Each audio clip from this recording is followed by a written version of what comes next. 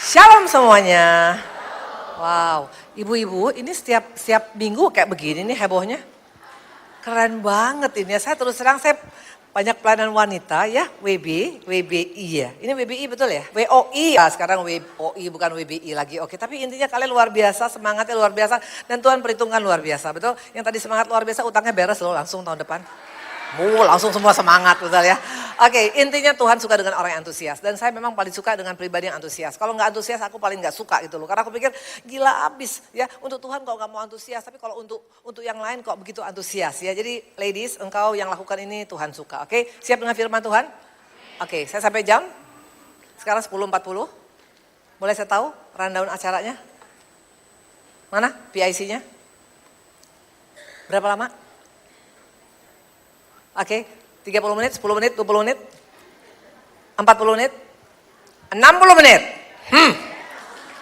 Wow, 60 menit luar biasa. Oke, nanti kalau bisa Tuhan izinkan mungkin firmannya nggak sampai 60, tapi kalau saya dikasih 60 mungkin saya bisa ada altar ya. Tapi bukan altar ke depan, saya mungkin ke tempat kalian kalau memang Tuhan izinkan ya.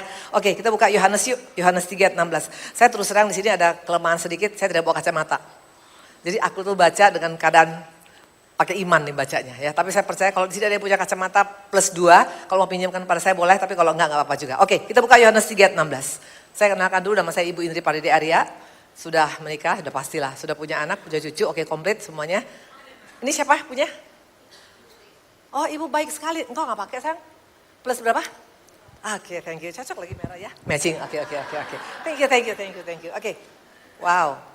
Oke, wow. Thank you sayang. Namanya siapa? Ibu Grace. Tuhan balas 30, 60, 100 kali lipat. Oke, ya? Oke. Yuk kita buka Yohanes 3:16. Yohanes 3:16. Kalau saya ngomong kecepatan, mana ini musiknya kok hilang? Ya, tolong keyboard. Karena saya perlu keyboard. Jadi kalau saya ngomong agak cepat, biar agak yang tahan ya. Mana dia keyboardnya? Where are you? Nggak ada? Loh, kemana? Hilang semua langsung pemusiknya. Nah, it's okay lah kalau gitu ya. Harusnya sih kalau bisa keyboardnya ada. Oke, Yohanes 3:16 demikian firman Tuhan. Karena begitu besar kasih Allah akan dunia ini, sehingga ia telah mengaruniakan anaknya yang tunggal, supaya setiap orang yang percaya kepadanya tidak binasa, melainkan beroleh hidup yang kekal. Saya ulang sekali lagi, boleh ya? Mainnya soft aja, yang penting jangan kenceng-kenceng. Soalnya kalau engkau kenceng, aku lebih kenceng lagi nanti, amin. Oke ya, kalau saya misalnya agak kebablasan, engkau lihat aku dulu dong. Kalau aku abis kamu datang gitu lagi ya, supaya aku bisa ada yang tahan, oke? Oke, Yohanes 3:16. Karena begitu besar kasih Allah akan dunia ini sehingga ia telah mengaruniakan anaknya yang tunggal supaya setiap orang yang percaya kepadanya tidak binasa melainkan beroleh hidup yang kekal. Luar biasa. Waktu Tuhan datang ke dunia ini, ibu-ibu di tempat ini.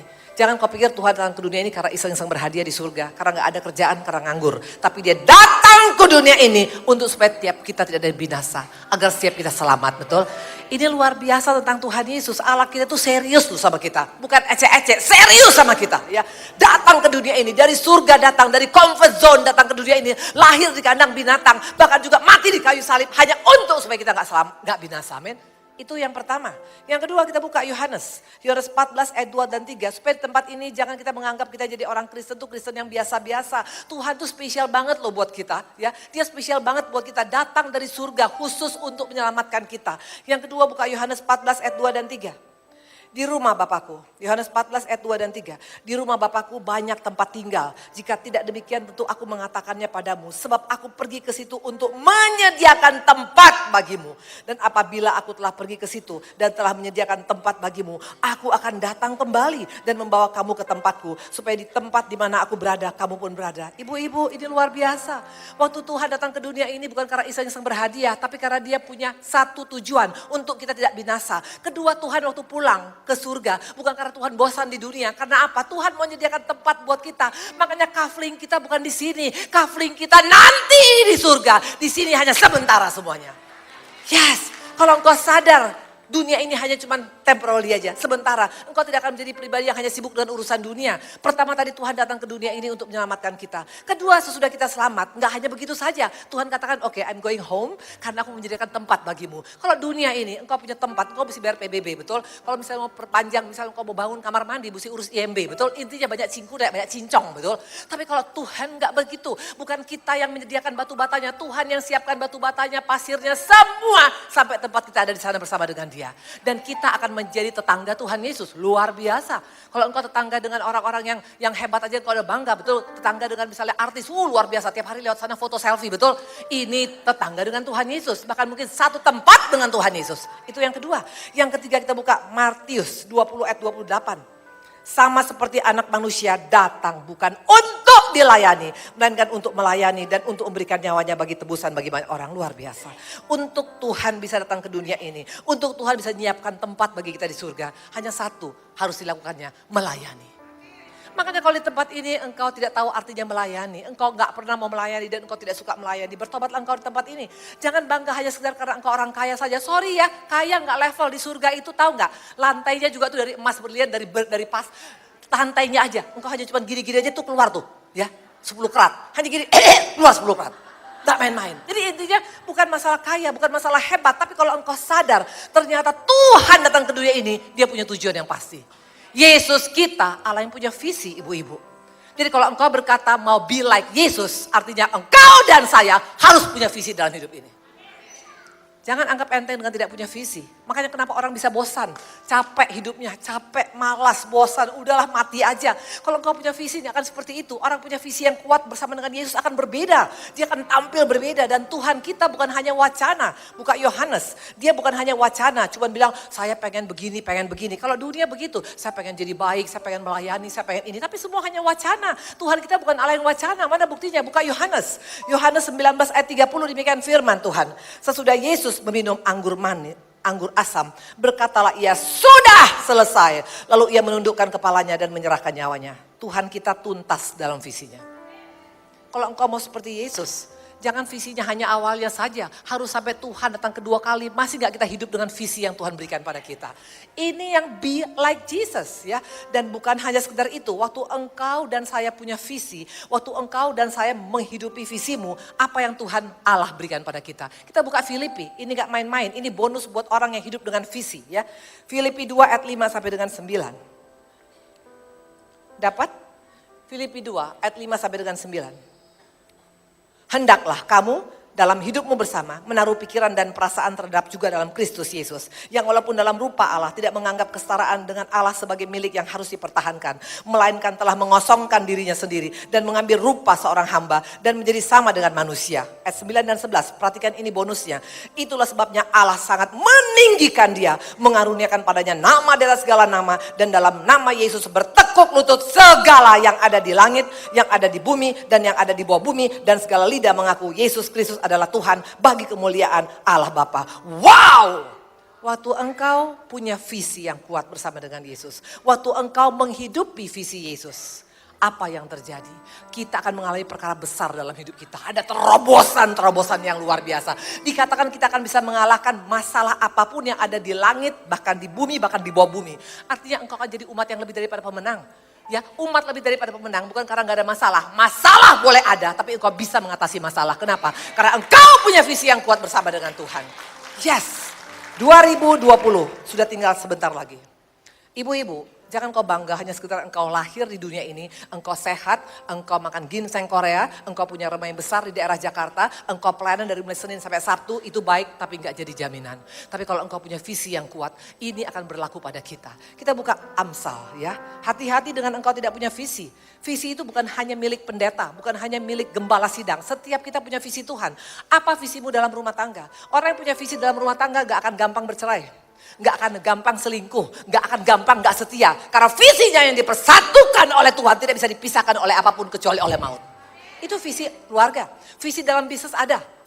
Waktu engkau diberkati untuk jadi berkat. Visi dalam pelayanan ada untuk jiwa-jiwa, bukan hanya cari uang dalam pelayanan, betul?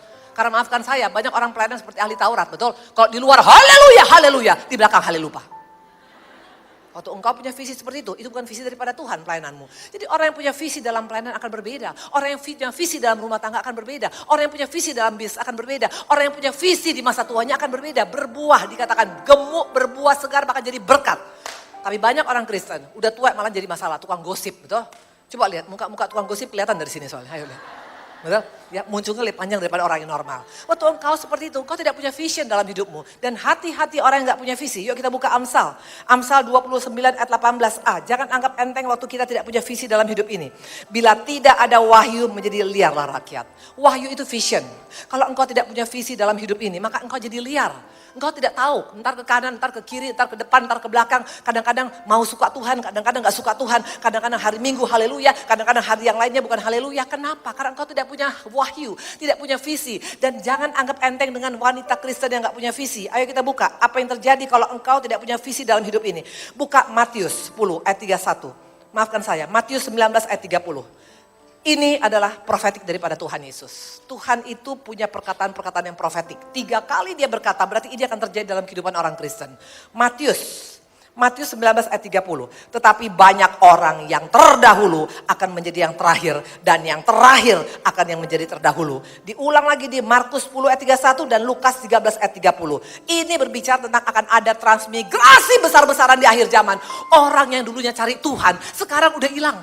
Orang yang dulu gak kenal Tuhan sekarang bisa sungguh-sungguh. Kenapa? Kalau engkau tidak punya visi, engkau akan bosan dalam hidup ini. Makanya gak heran awalnya engkau begitu berapi-api. Doa sampai 3 hari 3 malam. Ingus sampai 5 ember. Tapi sekarang gak pernah berdoa lagi. Kenapa? Karena udah gak tahu ngapain juga gue mesti seperti ini. Karena engkau tidak punya visi yang kuat ibu-ibu. Makanya harus punya visi. Orang yang punya visi gak akan gampang menyerah dalam hidupnya. Gak ada kata-kata capek dalam hidupnya. Keadaan akan semakin sukar. Jangan pernah pikir Indonesia akan semakin lebih baik. Seluruh dunia akan semakin sukar. Itu firman Tuhan dikatakan. Kasih akan semakin dingin. Akan semakin banyak terjadi hal-hal tidak baik. Tapi kalau engkau punya vision, akan berbeda. Yesus di tengah-tengah serigala sekalipun, dia bisa tetap menjadi anak domba Allah yang luar biasa. Kenapa? Dia punya visi yang luar biasa. Yes. Wah, sampai tumpah. Saking punya visi sampai tumpah dia. Oke, ya. Jadi saya mau katakan hari ini. Ibu-ibu masuk 2020, jangan coba-coba berani jalan tanpa visi. Apa visimu? Set your own goal. Minta sama Tuhan. Karena setiap kita pasti punya visi dari Tuhan. Yaitu untuk apa? Untuk memuliakan Tuhan yang pasti. Menjadi garam dan terang yang pasti. Kalau engkau hanya mau jadi pribadi yang biasa-biasa. Bangga dengan bilang yang penting kan sudah Bu Indri. Cukup aja jadi orang Kristen. Gak akan tahan. Kenapa? Buka ulangan. Ini akan terjadi dalam hidup kita. Ayo kita buka. Kalau engkau hanya sekedar di barisan belakang, apa yang terjadi dalam hidup kita? Kita buka ulangan 25 ayat 17 sampai dengan 18. Jangan bangga dengan hanya Kristen. Kristennya posisi di mana? Di depan apa di belakang? Karena hanya orang-orang di depan yang bisa bertahan di akhir zaman. Yang di belakang akan tumbang. Mana buktinya? Ulangan 25 ayat 17 dan 18. Ingatlah apa yang dilakukan orang Amalek padamu pada waktu perjalananmu keluar dari Mesir. Bahwa engkau didatangi mereka di jalan. Dan semua orang lemah pada barisan belakang dihantam mereka. Sedang engkau lelah dan lesu. Mereka tidak takut akan Allah. Amalek itu adalah masalah. Penyakit, kebangkrutan, rumah tangga yang berantakan, anak-anak yang bandel, suami yang mata keranjang, istri yang kurang ajar. Itu semua Amalek. Kita akan dihancurkan oleh dia kalau engkau di posisi belakang. Kenapa di belakang? Bukan karena gak ke gereja, tapi karena kita tidak punya visi dalam hidup ini. Gereja saja gak cukup. Harus ada visi. Bagaimana sekarang saya bilang saya mau sekarang ke Intercon? Kalau saya hanya bilang saya mau pelayanan, di mana? Pokoknya di ibu yang cantik-cantik. Ya ibu cantik-cantik banyak, Bu Indri yang mana? Ya pokoknya cantik-cantik pakai baju putih. Nggak dapat saya di sini. Tapi kalau aku bilang Intercon, ini C7 ya. Betul. CK7, ya ibu gembalanya cantik luar biasa pasti dapat, betul ya. Tapi kalau sekarang saya hanya bilang pokoknya saya mau ibadah, mau tempat ibu-ibu yang pakai baju putih. Nggak dapat saya. Nah kalau engkau hanya cuma sekedar Kristen, hanya sekedar pelayanan, tapi without vision dari Tuhan, engkau akan tumbang karena posisimu di belakang itu akan dihantam oleh Amalek, engkau akan bantung, engkau akan buntang-banting, engkau tidak bisa mengalami apa. Dan akhirnya engkau mundur dalam Tuhan. Maka hari ini target kita masuk 2020, jangan hanya cuma bilang mau jalan-jalan ke Eropa, atau nanti mau jalan-jalan, mau beli berlian 10 karat, itu baik tapi gak cukup. Set your vision. Karena wanita yang punya visi akan tampil berbeda. Kita akan lihat nanti. Ada 2 wanita dalam Alkitab ini. 2 wanita ini sama-sama ada di CK7. Yes. Tapi lihat nanti ending produknya berbeda. Dua-duanya orang Kristen. Dua-duanya pakai baju putih. Dua-duanya melayani di CK7. Dua-duanya jemaat di CK7. Dua-duanya punya masalah. Yes. Jangan pernah pikir orang Kristen gak punya masalah. Siapa bilang? Kalau engkau berkata engkau mengikuti Yesus, pasti berarti kita ikuti juga Tuhan yang pernah mengalami masalah dalam dunia ini. Ada salib, ada pasti. Kalau engkau berkata saya mau jadi Kristen tapi gak ada masalah, itu bukan orang Kristen. Amin. Dua-duanya punya masalah. Dan masalahnya bukan kecil, bukan masalah batuk pilek. Masalahnya sangat berat. Artinya orang Kristen punya masalah berat, yes. Maka Tuhan katakan dalam Matius, dikatakan, mari datang padaku yang letih lesu berbeban berat. Artinya memang ada beban berat bagi orang Kristen. Ada masalah, ada menyangkal diri, ada salib, ada. Tapi yang membedakannya respon kita terhadap masalah membuat engkau akan berbeda dengan yang lain. Ya, siapa mereka? Yang pertama namanya Yohebed. Ini Mama Musa.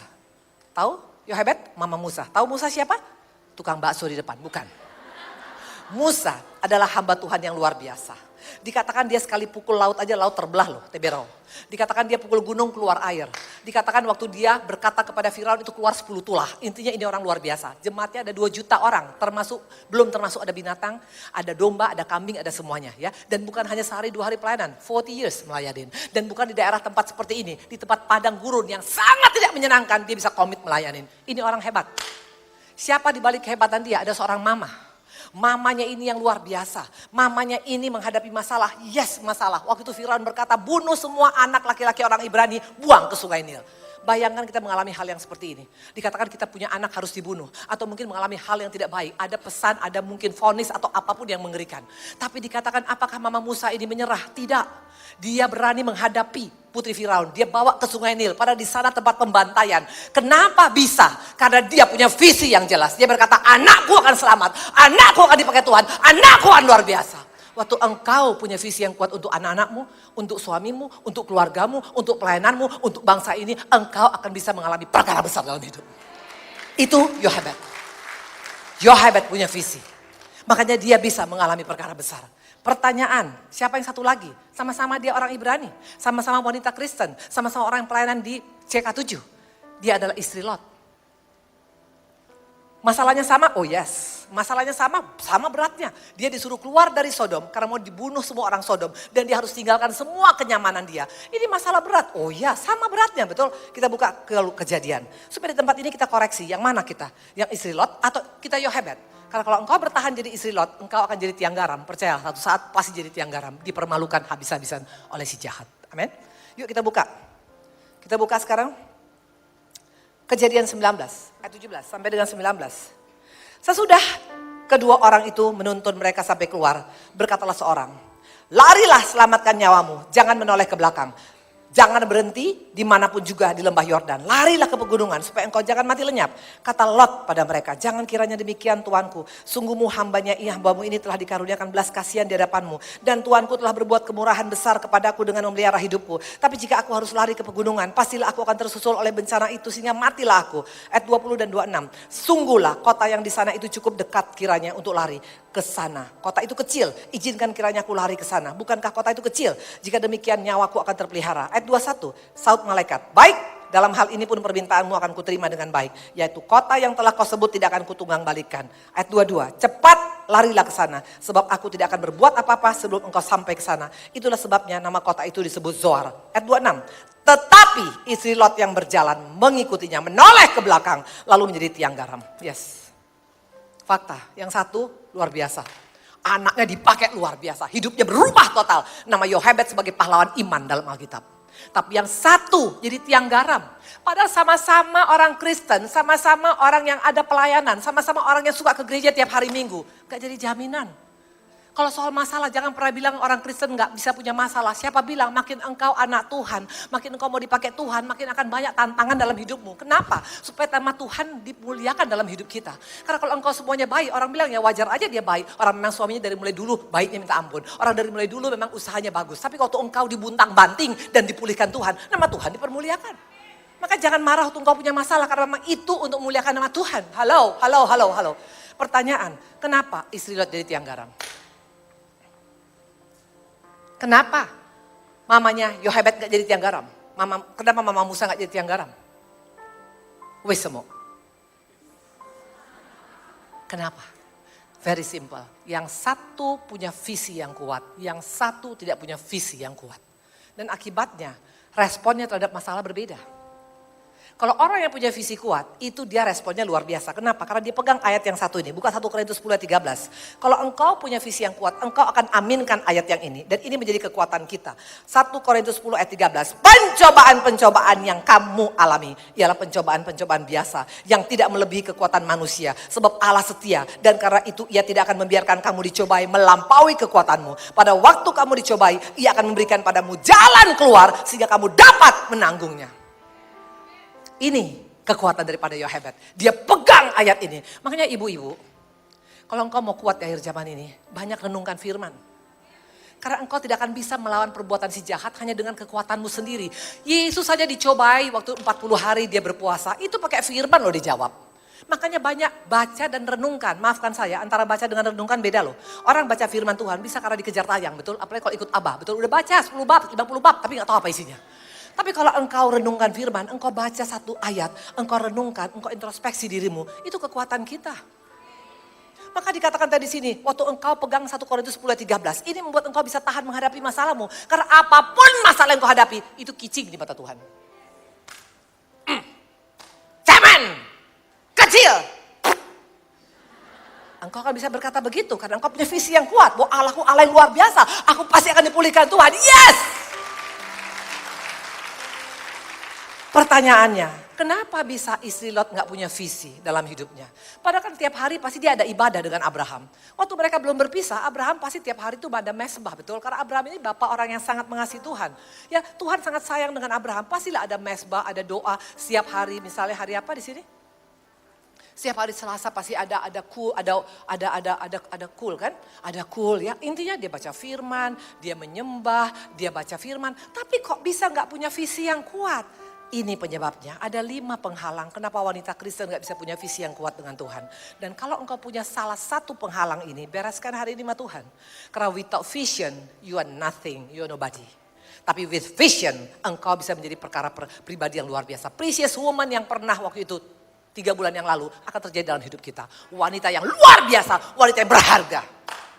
Target harus punya visi. Bagaimana caranya? Ada 5 penghalang yang membuat kita seringkali jatuh. Awalnya memang punya visi, di tengah jalan kita tumbang. Karena ada 5 penghalang ini. Yang pertama adalah apa? Yuk kita buka sama-sama. Yang pertama, yang membuat kita tidak bisa mempunyai visi yang kuat bersama dengan Tuhan. Yang pertama adalah apa? Ini yang dialami oleh istri Lot. Masalah hati. Kenapa rupanya hatinya Bu Indri? Ayo kita periksa apa yang terjadi dengan Lot, istri Lot. Emang kenapa dengan hatinya? Kita buka Kejadian 19. Kejadian 19 ya. Makanya ibu-ibu kalau misalnya baca sesuatu itu jangan cepat-cepat bilang dasar istri Lot itu yang kurang ajar. Jangan, baca dulu ke belakangnya kenapa gitu loh. Ya seringkali kita lihat misalnya orang sekarang bangkrut. Pernah lu sih gak kasih perpuluhan. Jangan cepat-cepat memvonis. Halo. Ya, lihat dulu kenapa. Pasti semua ada sebab akibat. Karena gak ada asap kalau gak ada api. Amin. Kita lihat kenapa istri Lot kok sampai bisa jadi tiang garam. Pada suka dengar firman, suka ibadah. Berpuluh-puluh tahun dengan Abraham gak mungkin gak transfer spirit rohnya kepada dia, betul? Kenapa bisa gampang sekali sampai dia jadi tiang garam? Kok dipermalukan habis-habisan? Kalau dia memang bukan Kristen, masih mending lah. Kalau memang dia nggak tahu pelayanan, masih mending. Ini orang yang pelayanan loh, orang yang baca firman Tuhan, orang yang sibuk luar biasa, yang aktif dalam rohani. Tapi kok bisa jadi tiang garam? Ayo kita lihat. Yang pertama tentang hati. Mana bukti hatinya? Kejadian 19 ayat 8. Waktu itu dikatakan ada 2 orang malaikat datang mau bertemu dengan Lot. Datang ke Sodom dan 2 orang itu nginap di rumah Lot. Dan waktu itu orang Sodom datang semua rame-rame mau mengepung rumah Lot. Dibilang buka pintu, mana itu tamumu? Sini biar kami pakai. Sodom itu sodomi. Orang Sodom itu orang yang jahatnya luar biasa. Perhatikan apa reaksi daripada Lot kepada orang-orang yang mengepung dan menangkap tamunya itu. Dikatakan begini, kamu tahu? Aku mempunyai 2 orang anak perempuan yang belum pernah dijamah laki-laki. Baiklah mereka kubawa keluar kepadamu. Perbuatlah kepada mereka seperti yang kau pandang baik. Hanya jangan kau apa-apakan orang-orang ini. Sebab mereka memang datang untuk berlindung dalam rumahku. Wow! Bayangkan ini Lot. Anaknya perempuan 2 perawan dikasih sama orang mau dipakai untuk membela orang lain. Ini orang yang banyak terjadi di akhir zaman ini. Kalau di luar pepujian. Ya kalau ketemu dengan orang shalom, haleluya. Tapi suami sendiri gak pernah diurus. Halo. Kalau di luar biasa, kalau udah menari segala macam. Tapi suami sendiri sabun pun gak ada. Dia bilang udah pakai abu gosok lu mandi. Betul. Oh ya, banyak seperti itu ibu-ibu. Ya kalau di luar kerennya luar biasa, tapi di dalam belum tentu. Banyak bapak-bapak seperti ini, kalau di luar biasa, di dalam belum tentu. Waktu engkau seperti ini, pasanganmu akan merasa tawar hati. Jadi istri Lot itu adalah sebab akibat. Karena dia lihat kok Lot tega amat lu punya anak 2 perempuan, kok bukan lu bela, malah orang lain lu bela. Sering kita seperti itu, di luar kayak angel, di rumah hancur-hancuran. Mau dipuji siapa sih kita? Mau dipuji Tuhan, apa mau dipuji manusia? Saya pernah. Maka saya berani ngomong gitu. Nih, hamba Tuhan gak jadi jaminan. Waktu suami saya tabrakan, tahun 2009. Itu dia kelempar 70 meter dari jembatan tol. Memang gak dilempar ke bawah, tapi kelempar di jalan yang sama, tapi dia koma. Waktu saya pas mau berangkat pelayanan ke Purwakarta, pas Natal, tanggal 26. Saya mau berangkat, pas belum mau mandi, ditelepon, disuruh datang, dan saya lihat suami saya sudah koma, udah gak bisa apa-apa. Mau motor itu udah di kilo, udah gak bisa lagi apa-apa, pakai Harley. You know what? Suami saya terbaring, dia pakai baju Harley, itu tulisannya wanted. Saya baru ngerti sekarang, rupanya wantednya Tuhan Yesus dia. Karena suamiku itu bandelnya luar biasa, kerennya luar biasa. Tapi waktu saya lihat dari ujung kepala, semua fine. Ujung kepala, badan semua fine. Pas saya lihat kakinya, saya lihat kaos kakinya, itu jempolnya bolong. Tahu apa kata Tuhan sama saya? Hei Indri Pardede, yang sibuknya luar biasa. Pelayanan kemana-mana. Dulu pelayanan saya 1 bulan itu 60 kali. 1 bulan 60 kali. Saya bisa ke Surabaya itu seminggu itu 3-4 kali. Bayangkan hanya datang ke Mawar Sharon, datang ibadah langsung pulang. Dan saya pikir itu betul. Malamnya berangkat lagi pelayanan malam di Bandung. Intinya aku hampir-hampir gak ada di rumah. Setiap suamiku pulang dari mabok, aku pergi. Jadi bagaimana dia mau bertobat? Jadi sebenarnya yang salah bukan hanya suami kita. Ada bagian kita yang membuat suami RM jadi seperti itu, bapak-bapak, ibu-ibu di tempat ini. Dan waktu Tuhan dia bilang gini, itu yang namanya hamba Tuhan. Laki lu aja punya kaos kaki lu gak pernah periksa. Aku ketampar di situ habis-habisan. Ampuni aku Tuhan, saya bilang. Seringkali kita di luar pujian. Tapi di rumah, yakinkah engkau jadi istri yang betul-betul tunduk pada suami dalam segala hal. Jadi mama yang betul-betul gak membuat tawar hati anak-anakmu. Karena waktu itu masih kau lakukan, kata Tuhan. Sorry ya. Waktu suamimu tawar hati ngeliat engkau, pelayanan. Waktu suamimu tawar hati ngeliat kelakuanmu, kita nol di mata Tuhan. Gak akan bisa punya visi yang luar biasa, karena kita sudah membuat orang lain menjadi tawar gara-gara kita. Kita jadi batu sandungan. Maka saya bilang waktu Tuhan, ampuni aku Tuhan, ampuni aku Tuhan. Saya betul, saya memang karakternya memang orang Batak. Tapi kalau saya ditegur oleh Tuhan, itu saya langsung nyerah loh. Saya gak pasti bertahan, oh no, enggak. Karena saya gak mau jadi kayak Yudas. Ya, waktu engkau mengaku, itu Tuhan pulihkan gampang kok. Saya ngaku Tuhan, ampuni aku Tuhan. Saya tinggalkan semua pelayanan. Semua gereja saya cancel pelayanan. 2 tahun saya tidak pelayanan, saya ngurus suami saya. Mengurus suami dari mulai pagi sampai malam. Itu kalau ada bunyi paku aja begini. Karena ke batang otaknya kena ya. Dia tuh koma 11 hari. Dan kata dokter umurnya hanya cuma 7 hari. Itu kalau hanya coba ketok-ketok begini, tetangga saya, itu langsung ngamuknya luar biasa. Karena dia sakit kepala yang segala macam. Jadi suami saya tidur, saya ikut tidur. Suami saya bangun, saya bangun. Suami saya marah, saya diam. 2 tahun aku lakukan itu. Waktu seringkali kita pikir, kita sudah oke. Yakin gak udah oke? Karena kalau kita membuat orang lain tawar hati, saya rasa pelayanan kita gak oke. Hidup kita gak oke. Maka saya bilang, Tuhan terima kasih. Istri Lot ini hanya sebab akibat. Hanya sayang dia gak berbalik sama Tuhan. Halo? Dia dibawa perasaannya, makanya dia betul-betul dia lihat ke belakang. Kok tega banget, kok bisa kok seperti ini, kurang apa rumah tangga kita, kok bisa anakmu mau kau serahkan ke orang lain. Itu dikatakan oleh istri Lot. Mungkin kau bilang, kebetulan Bu Indri, kita buka lagi bagaimana karakter Lot yang sebenarnya. Kita buka yuk, kita buka ayat ke-14. Waktu malaikat berkata mereka suruh keluar. Keluarlah Lot, lalu berbicara kepada kedua bakal menantunya yang akan kawin dengan kedua anak perempuannya. Katanya, bangunlah, keluarlah dari tempat ini sebab Tuhan telah memusnahkan kota ini. Tapi ia dipandang oleh kedua bakal menantunya sebagai apa? Orang yang berolok-olok saja. Makanya akhirnya mereka cuma 6 loh yang lari. Bakal menantu gak keluar loh. Saya mau tanya, biasanya orang kalau bakal menantu sama bakal mertua, beda gak? Beda. Saya kalau misalnya waktu itu bersama Bapak Ari punya mama, waktu ketemu, selamat pagi tante, selamat pagi, pasti baik banget betul, makan pun pelan-pelan. Kalau sekarang udah kawin, makan pun betul, ya. Karena udah jadi mertua gua. Nah waktu belum mertua, oh gila Bo, ya sedikit aja suara gak bisa. Iya terima kasih tante, betul. Pasti semuanya berusaha untuk baik. Tapi ini kok bisa bakal menantunya mengolok-oloknya bakal mertuanya. Artinya apa? Gak ada respect sama Lot. Lot ini bukan bapak yang baik. Lot ini bukan imam yang baik dalam keluarganya. Makanya gak heran anaknya, menantunya semua. Bahkan terakhir kita tahu anaknya sendiri berselingkuh dengan bapaknya. Makanya lahir Amon dan Moab. Ladies, kalau hatimu masih menyimpan tawar hati, sakit hati, marah, kecewa, engkau tidak akan bisa punya visi yang besar di hadapan Tuhan. Ini penghalang. Iblis gak lihat penampilanmu, iblis gak lihat gayamu, iblis gak lihat baju seragammu, iblis lihat hati kita. Tuhan gak lihat baju kita, Tuhan gak lihat seragam kita, Tuhan lihat hati kita. Waktu dikatakan Samuel ketemu sama Isai, dia bilang apa? Jangan kau lihat, yang kau lihat bukan yang Tuhan lihat. Kau lihat penampilan, aku melihat hati katanya. Dan lihat kalau hati kita benar di hadapan Tuhan. Tuhan berkata apa pada Samuel? Jangan coba-coba kalian makan, jangan coba-coba makan sebelum datang tuh si Daud. Pembelaan Tuhan luar biasa buat orang yang hatinya berkenan di hadapan Tuhan. Bapaknya aja gak boleh makan, kakak-kakaknya gak boleh makan. Tunggu sampai Daud datang dari padang rumput. Padahal ngebayang gak orang menggembalakan binatang itu pasti baunya luar biasa, bau nano-nano, betul? Ya, mandi dulu dong dia, terang, mungkin pakai lulur dulu, betul? Ya, tapi intinya semua duduk diam, nunggu makan sampai datang si Daud ini. Kenapa sampai Tuhan begitu protek dia? Karena hatinya Tuhan suka. Jadi kalau hati kita masih berantakan, gak bisa punya visi ibu-ibu. Jadi bukan masalahnya engkau tidak mendeklarasi visi tiap tahun. Kita akan begini, kita itu hanya ngomong. Visi yang tadi dibaca hanya omong. Gak akan terjadi dalam hidup engkau dan saya. Kalau hati masih belum beres. Orang yang hatinya belum beres itu kelihatan dari mukanya. Lihat kanan kiri, muka aku Daniel sini belum beres hatinya. Karena orang yang sudah beres hatinya akan beda. Ada sinar kemuliaan Tuhan yang keluar. Gak cantik tapi beda. Halo? Lihat kanan kiri, coba bilang. Muka lu kok jelek banget. Kalau yang jelek bilang yang jelek. Tapi kalau dia cantik bilang muka kamu beda loh. Betul? Yes. Dulu saya waktu menyimpan kepahitan sama Pak Ari. Mana mungkin aku punya visi yang kuat dalam Tuhan. Makanya gak heran tumbang. Kenapa sakit hati sama suami saya? Wajarlah sakit hati karena suami selingkuh. Terus mau diapain? Mau tinggal terus dalam sakit hati. Makin engkau tinggal dalam sakit hatimu, makin engkau tidak akan pernah bisa mempunyai visi yang besar. Dan iblis suka tuh. Itu gengnya iblis. Yang sakit hati, yang tawar hati, yang sombong, yang tinggi hati, yang keras hati. Itu semua gengnya si jahat. Halo.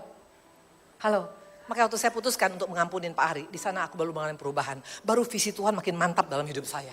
Kalau enggak engkau maju mundur kekristenannya. Hari ini semangat, besok memble. Hari ini semangat, besok memble. Karena hatinya belum beres. Halo. Makanya dikatakan dalam Amsal, jagalah hatimu dengan penuh kewaspadaan, dari sana terpancar kehidupan. Kehidupan itu dari hati datangnya. Amin. Kita harus berkata, hai hati, diam, jangan macam-macam. Gua yang kontrol lu, jangan lu yang kontrol gua. Harus bisa seperti itu. Amin. Halo. Apa yang menyebabkan makanya Saul berbeda dengan Daud? Sama-sama raja, tapi yang satu matinya dipotong kepalanya di kota Bet Awen. Tapi yang satu menjadi raja, disayang sama Tuhan. Anak keturunannya semua Tuhan berkati. Kok bisa beda? Yes, karena dikatakan Saul itu iri kepada Daud. Orang yang hatinya iri, itu juga gak bisa punya visi yang besar dalam Tuhan. Nanti kalau ngeliat misalnya orang yang cantik, pasti botok. Pasti filler, betul. Nanti kalau misalnya yang bergaya, pasti suaminya korupsi. Hah? Waktu engkau seperti itu ladies, engkau tidak akan pernah bisa menjadi pribadi yang luar biasa. Orang latte itu kelihatan, kalau ngeliat orang dari atas sampai bawah gini. Syukurin, walaupun hidungmu masuk ke dalam gigi mancung keluar, syukurin minimal masih punya hidung dan gigi. Jangan marah ngeliat orang yang cantik. Jangan marah ngeliat orang yang berhasil. Harusnya kita bilang terima kasih Tuhan, minimal aku gak secantik dia. Tapi aku masih sehat Tuhan, masih bisa mengangkat tangan, muliakan Engkau Tuhan. Amin. Halo. Yang pertama adalah apa? Hati. Istri Lot bukan karena dia pindah agama, tapi karena hatinya gak dijaga. Maka di tempat ini percayalah, jangan main-main kita dengan hati kita. Minta, ujilah hatiku Tuhan setiap hari, tahirkan hatiku Tuhan. Itu Daud katakan setiap pagi. Minta setiap pagi, jangan pagi-pagi bilang Tuhan uang belanja tolong tambah. Jangan hanya itu. Tuhan Desember mau kemana nih keluar negerinya, kota mana lagi yang belum gue datangin. Itu semua bonus, percayalah. Kalau hatimu berkenan pada Tuhan, aduh apa yang gak pernah kau pikirkan kau akan terima dari Tuhan. Bayangkan tukang angon 2-3 kambing bisa jadi Raja Israel. Karena punya kind heart, golden heart. Amin. Dia gak dendam kepada Saul. Pada Saul kurang apa mau bunuh dia. Waktu dia di depan matanya bisa ngebunuh, dia hanya potong punca jubah. Itu pun dia berdetak-detak, berdebar-debar hatinya. Orang yang punya hatinya berkenan pada Tuhan, gak gampang jatuh dalam dosa loh. Kalau udah bohong dikit, duk. Nah ibu-ibu di sini suka bohong sama suaminya, kalau gak deg-deg bertobatlah engkau. Yes, saya pernah sekali. Waktu itu saya diundang pelayanan, saya jam 7 pagi. Pak Ari udah bilang, kalau kamu pelayanan jangan pagi-pagi dong. enaknya kalau lu pergi tuh misalnya gue udah pergi dulu. Nah saya agak bandel dulu. Dan saya pergi pagi-pagi. Saya bilang apa sama supir saya? Nanti kalau bapak telepon, saya sengaja matiin telepon saya. Kalau bapak telepon bilang saya di salon ya. Bohong gak? Bohong. Apapun alasannya bohong, betul. Pas mau naik mimbar. Waktu pas belum naik mimbar itu masih biasa saya. Pas mau naik mimbar, itu duduk. Saya bilang kenapa Tuhan? Gombal lu mau naik mimbar, tukang bohong, tukang tipu. Itu saya betul-betul gak enak. Bagaimana engkau berkata kita mau jadi berkat bagi orang lain. Kalau belum apa-apa udah tipu suami kita. Dan ngomong sama supir yang non-Kristen. Bagaimana dia mau kenal Yesus kalau melihat kelakuan seperti ini. Saya akhirnya maju ke depan, saya bilang, ibu-ibu maafkan saya. Saya gak bisa bawa firman karena saya tadi tukang tipu. Saya pulang saya. Resiko gak diundang, siapa bilang? 2 tahun kemudian lebih besar lagi daripada itu. Tuhan itu perhitungkan hati kita. Tapi banyak orang-orang Kristen yang tidak peduli. Yang penting orang lihat keren, sok jaim rohani. Sorry yang... Yang pertama, yes. Hati. Yang pertama adalah apa tadi dikatakan hati. Yang kedua. Kenapa makanya istri Lot jadi tiang garam. Yang kedua yuk kita lihat. Dikatakan Kejadian 19 ayat 20 sampai dengan 21. Sungguhlah kota yang di sana itu cukup dekat kiranya untuk lari ke sana. Kota itu kecil, izinkanlah kiranya aku lari ke sana. Bukankah kota itu kecil? Jika demikian nyawaku akan terpelihara. Saud malaikat itu padanya, baiklah dalam hal ini pun permintaanmu akan kuterima dengan baik. Yakni kota yang telah kau sebut itu tidak akan kutunggang balikan. Wow, luar biasa. Apa yang membuat makanya istri Lot hanya cuman berjalan bahkan menoleh ke belakang. Karena dia gak semangat, dia hanya cuman bisa di Zoar. Zoar itu kota kecil, Sodom itu kota besar. Seringkali kita mau ikut Tuhan tapi maunya langsung jadi besar. Enggak bisa. Ada kalanya kau dibawa ke Zoar, ada kalanya kau dibawa ke Palungan, ada kalanya kau dibawa ke Salib, ada kalanya kau dibawa ke tempat-tempat yang tidak menyenangkan. Itu semua Zoar, tapi percayalah itu semuanya sebentar. Istri Lot gak bisa terima Zoar. Gile, rumah gue dulu gede banget, sekarang kenapa jadi kecil? Waktu engkau tidak bisa menerima, Yesus saja kurang apa? Katanya mau be like Yesus. Yesus di Palungan gak marah loh. Gak dibilang pas dia mau lahir, gak mau masuk lagi dia ke dalam perut. Gak ada. Dia tetap tinggal di Palungan. Dia tetap tinggal di kandang binatang. Bahkan dikatakan jadi anak tukang kayu. Ditolak di mana-mana. Yesus gak marah. Karena kalau engkau mau jadi pribadi seperti be like Jesus, siap untuk menghadapi Zoar, syukuri Zoar yang kau alami pada saat ini. Karena di balik Zoar akan ada tempat yang luar biasa, tanah yang penuh dengan madu dan susu yang melimpah-limpah. Itu janji Tuhan. Saya mau tanya, ibu-ibu. S1 berapa tahun? 4 tahun. Kalau pinternya luar biasa berapa tahun? Di Indonesia? 3,5 tahun ya. Saya S1 setahun 8 bulan. Yes. Karena Amerika tidak 144 SKS-nya, cuma 120 sekian. Saya di sana, 1 semester saya ambil 24 SKS.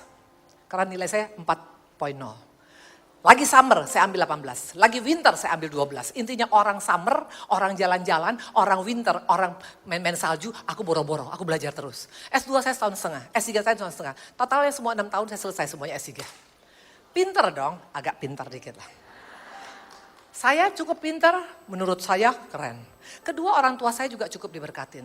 Tidak ada alasan untuk masa depanku itu 0, tidak ada masalah. Tidak mungkin kalau logikanya menurut saya. Betul, karena aku sekolah oke, dan ayah saya juga punya koneksi banyak dan tampangku gak jelek-jelek banget, betul? Tapi apa yang terjadi? Saya pulang dari Amerika dengan berharap saya punya masa depan yang bright future. Apa yang terjadi? Ayahku meninggal 3 bulan kemudian kena kanker. Dan belum sampai 1 hari ini ayahku meninggal sini. Di belakang udah berantem soal mobil. Dan berantem sampai hari ini, 29 tahun udah. Masalah warisan. Apa itu yang saya inginkan? Itu Zoarku. Tapi apa aku marah gara-gara itu? Akhirnya aku pindah ke Bandung. Di Bandung dengan tidak punya papa, saya tinggal di rumah tipe 21. 1 tahun 5.400.000 sebulan. Bayangkan yang tadinya penuh dengan wah, dulu saya berobat gigi. Ini bukan mau berbangga-bangga, mau kasih tahu bagaimana dulunya Sodom dan akhirnya jadi Zoar. Dulu saya kalau berobat gigi, saya gak pernah berobat gigi di Indonesia loh. Untuk pasang plombir aja saya ke Jepang, Osaka loh. Artinya gak pernah susah hidupnya. Tapi Tuhan izinkan waktu itu aku dibawa ke Zoar paling rendah. Anak saya turun naik angkot. Mau sekolahkan anak saya pun saya mesti datang ke kepala sekolah. Waktu anak saya 2 masuk dokter, saya datang bilang, Pak boleh gak saya hamba Tuhan. Boleh gak saya nyicil 10 kali dan anak berarti 20 kali. Boleh, itu saya datang. Setiap bulan aku ke Pegadaian, aku ratu Pegadaian. Karena aku mesti gadekan, karena gak dapat apapun dari Medan. Tapi Tuhan izinkan, yes Tuhan izinkan. Baju saya dulu cimol, tahu cimol apa Tegalega? Itu satu biji 25.000 ibu. Yang kepalanya 25.000, yang ekornya 5.000 perak. Yang 5.000 perak tuh kadang-kadang gak ada kancingnya, gak ada tangannya sebelah itu lagi tuh. Ya. Aku beli 10 biji, aku cuci kering, ya aku laundry sampai 5 jam supaya baunya gak luar biasa. Itu saya pakai bertahun-tahun. Anak saya berangkatkan ke Australia dengan hanya uang 50 juta. Logikanya gak mungkin orang S2 50 juta. Tahu apa yang terjadi? Anak saya di sana sekolah 2 tempat. Pagi di ANZ, malamnya di FedEx. Itu ngantar barang. Jadi jam pagi 9 sampai 5 sore, jam 11 malam sampai jam 7 pagi. Itu dia kerja. Dan makan. Dia pesan makan hari ini untuk 4 kali makan. Makan siang dipakai untuk makan malam, untuk makan pagi, untuk makan siang lagi. Dan selama 5 tahun aku gak pernah lihat anakku karena gak punya uang tiket ke Australia. It's me. Itu aku pernah di Zohar. Pertanyaannya, apakah engkau marah? Waktu engkau marah sama Tuhan, waktu engkau berontak sama Tuhan, gak pernah ada visi yang kuat dalam hidupmu. Saya percaya, oke, apapun selama ini betul-betul dari Tuhan, aku siap. Sampai waktu terakhir suami saya masuk penjara. Waktu suami saya masuk penjara, itu aku betul-betul, di situ aku hampir jatuh. Aku hampir sudah down, udah gak kuat lagi saya. Dan bukan hanya itu yang bikin saya gak kuat, anak saya dikatakan kalau lahir cacat. Karena udah kebanyakan stres. Makanya waktu pas mau melahirkan, pendeta datang satu orang, saya hanya bilang gini, kalau anak saya lahir normal, saya akan ikut Tuhan dan melayani Tuhan seumur hidup saya. Saya nggak tahu arti pelayanan ibu-ibu, karena aku belum pernah melayani. 40 tahun aku tinggalkan Tuhan Yesus loh. Apa yang terjadi? Anak saya lahir normal, cantik, 170 sekarang, umurnya 12-20 tahun. Kalau ada mau ngelamar boleh sama saya. Formulir dibuka sekarang, anak pendeta keren tahu, betul ya. Ya. Apa yang terjadi? Saya mulai pelayanan. Tapi saya nggak tahu cara pelayanan bagaimana. Tapi kalau engkau punya visi yang kuat akan berbeda loh. Engkau akan menggali, cari apa lagi Tuhan. Saya beli Alkitab, saya baca Alkitab, saya catat semuanya. Saya pakai Stabilo. Saking Stabilo semua orang kuning, aku gak tahu lagi apa artinya. Aku beli lagi Alkitab yang lain. 4 kali Alkitab, 7 kali Alkitab saya baca Kejadian sampai Wahyu sampai tamat dalam waktu 3 bulan loh. Dan gak cukup sampai di sana, apalagi Tuhan.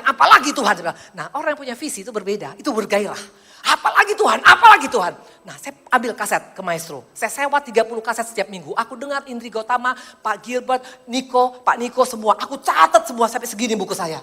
Tanpa aku tahu mau kemana loh. Satu saat si pendeta yang tadi datang itu bilang, Bu Indri mau ikut pelayanan. Mau, saya bilang kemana? Penjara. Oke, suami saya di penjara. Dia di pesakitan di sana, aku penjara di sini, pelayanan. Dan bukan aku bawa firman, tapi aku ngapain? Main kerencang-kerencang. Jadi waktu suami saya, waktu kita lagi nyanyi, soraklah kerencang.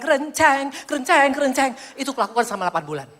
Keluarga saya marah semua, dia bilang apa? Indri, kau tahu gak kita anak siapa? Gak level, kau tahu gak kau siapa? S3 di penjara pelayanan main kerencang. Pulang ke Medan, nanti kita bikin di bintang 5, kita undang hamba Tuhan besar. Itu levelmu. Saya bilang no, levelku dimanapun Tuhan taruh. Yes, dan itu saya lakukan. Satu saat pendeta itu sakit, akhirnya saya mesti bawa firman. Waktu saya bawa firman, saya takut ya luar biasa. Maka saya ngomong dengan suara pelan-pelan dan mulut paling kecil di dunia. Shalom. Mari kita bawa supaya kalau salah gak ketahuan. Tapi apa yang terjadi? Waktu engkau dalam kelemahan ada kekuatan Tuhan luar biasa. Seorang bapak, dia punya universitas di Dago. Dia bilang, Ibu Indri tadi saya sangat diberkatin. Walaupun suara kecil, mulut kecil, tapi saya tahu intinya bagus. Tolong datang Natal saya. Dari sana ke sana sampai hari ini 20 tahun aku pelayanan. Tepuk tangan buat Tuhan Yesus. Yes. Zohar is nothing.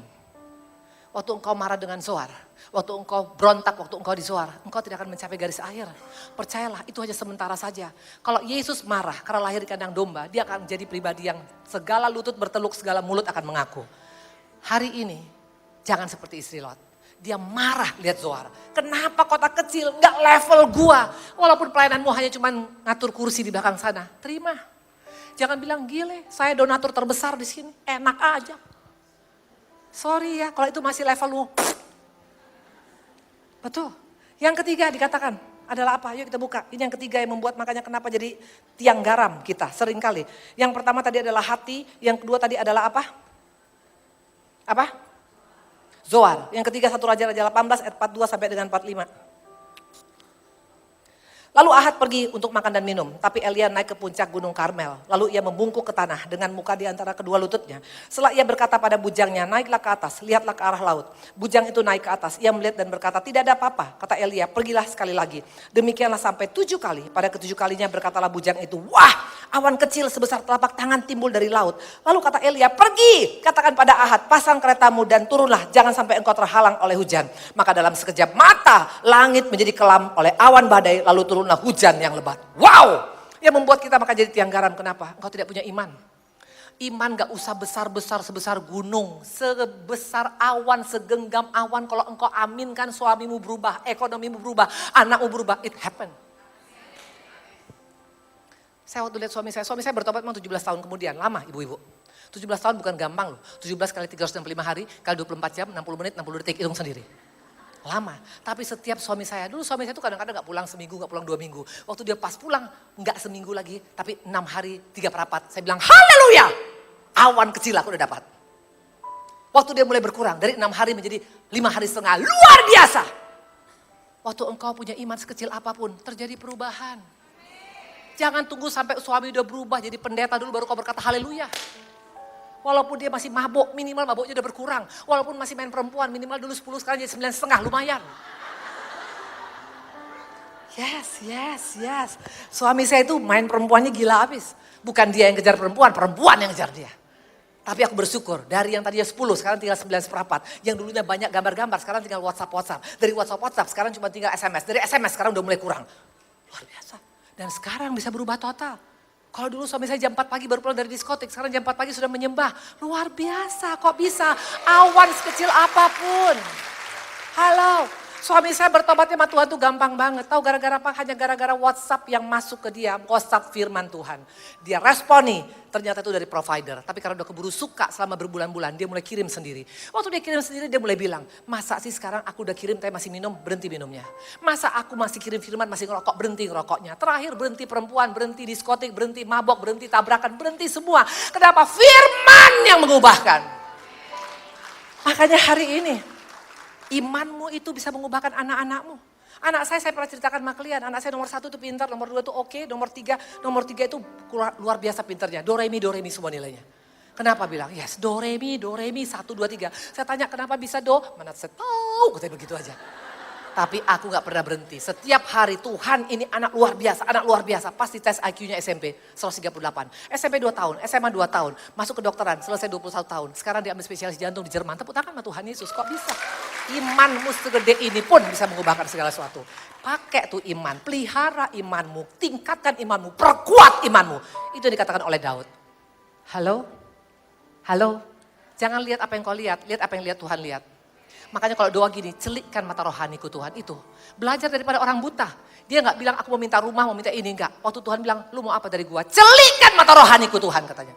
Waktu mata rohani kita dicelikkan, engkau bisa melihat seperti Tuhan melihat dalam hidup kita.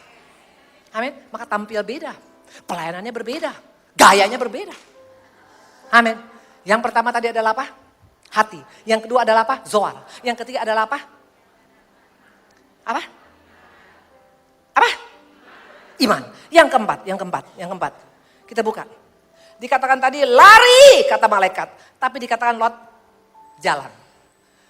Ibu emang kalau engkau santai di akhir zaman ini, engkau jadi tiang garam. Bergerak dong.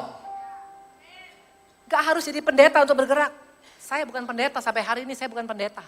Saya ibu rumah tangga tok dan hanya pengusaha kecil-kecilan. Tapi waktu aku bertobat, waktu keluargaku dipulihkan, waktu anakku dipulihkan. Aku bilang, Tuhan aku gak mau diam, aku mau bergerak. Perempuan Samaria aja bergerak, ibu-ibu satu kampung dia bawa. Berapa kampung kalian bawa nama Tuhan? Saya mau tanya, siapa di sini sudah 20 tahun jadi orang Kristen? Angkat tangan. 20 tahun. Di sini baru bertobat hari ini semua, luar biasa. Jangan bangga dengan bilang, saya jemaat setia di CK7 loh Bu, ini 100 tahun. Terus lu ngapain 100 tahun? Mana jiwa yang lu bawa sama Tuhan? Kalau hanya datang sendiri duduknya di kursi sana tetap sama. Tiap minggu kursinya di sana. Itu udah kayak kursi dia sendiri gitu loh ya. Bawa tuh jiwa-jiwa. Masa kalah sama perempuan daripada Maria Magdalena. Pelacur Bo. Dia bisa jadi corongnya Tuhan. Dia sampaikan kebaikan Tuhan. Kebangkitan Tuhan kepada semua dunia. Masa kita sekarang udah jadi orang Kristen hanya cuma diam saja. Yang penting aku sudah selamat. Suamiku baik. Anakku baik. Kecian deh lu tiang garam Bo. Karena ingat di akhir zaman, kalau kita gak bergerak, iblis yang bergerak. Waktu Tuhan panggil iblis di Ayub, dari mana lu? Dari keliling-keliling menjelajahi bumi. Dia tanya lagi di Ayub 2, dari mana lu? Keliling-keliling menjelajahi bumi. Iblis gak pernah off, gak ada dia holiday season. Kita nanti seasonnya lama betul, liburnya betul, setahun betul liburnya betul. Ya, nanti kalau udah ke Eropa udah libur, lupa. Gak perlu ibadah kalau di Eropa, karena foto dengan Eiffel Tower. Iblis kagak ada cerita itu Bo. tetap dikatakan menjelajahi bumi. Untuk apa? Untuk membinasakan manusia. Keluarga target Kristen. Makanya sekarang banyak keluarga-keluarga yang hancur, rumah tangga yang hancur, perselingkuhan. Yang selingkuh sekarang bukan bapak-bapak lagi, perempuan banyak selingkuh. Udah tua selingkuh lagi. Udah goyang tuh underdeal semuanya. Bertobatlah engkau. Saya punya pelayanan wanita soalnya semuanya. Itu ibu-ibu yang selingkuh, kalau ngeliat mukanya kayak angel, waduh luar biasa. Itu cowok-cowok semua disikat sama dia. Suaminya udah kayak Oon mukanya. Di sini yang suaminya Oon pasti istrinya macam-macam tuh. Halo. Dan yang kelima. Saya undang pemusik. Yang kelima, yang terakhir. Wahyu 3:20. Yang pertama tadi adalah apa? Hati. Kalau hatimu belum beres hari ini bereskan yuk. Yang kedua dikatakan tadi adalah apa? Zoar. Jangan marah untuk engkau mengalami zoar. Zoar itu bukan permanen, itu hanya sementara. Yang ketiga dikatakan adalah apa? Iman. Iman sebiji sesawi. Biji sesawi itu kecilnya minta ampun. Kecil pun kalau engkau betul-betul aminkan itu terjadi perkara yang besar. Yang keempat dikatakan adalah apa? Apa tadi yang keempat? Yes, bergerak. Saya mau tanya, kalau kita sekarang lagi ada di Alaska. Alaska dinginnya misalnya -20. Saya mau tanya, yang hidup yang mana? Yang bergerak atau yang diam? Kalau dia misalnya gini aja. Mati. Tapi kalau dia bergerak, hidup loh. Karena api itu bisa keluar dari pergerakan. Demikian juga kita, kalau engkau hanya cuma diam rohani, mate lu. Tapi kalau engkau bergerak, katakan Tuhan, aku mau Tuhan, bawa dari manapun kau bawa sama Tuhan, kenali sama Tuhan.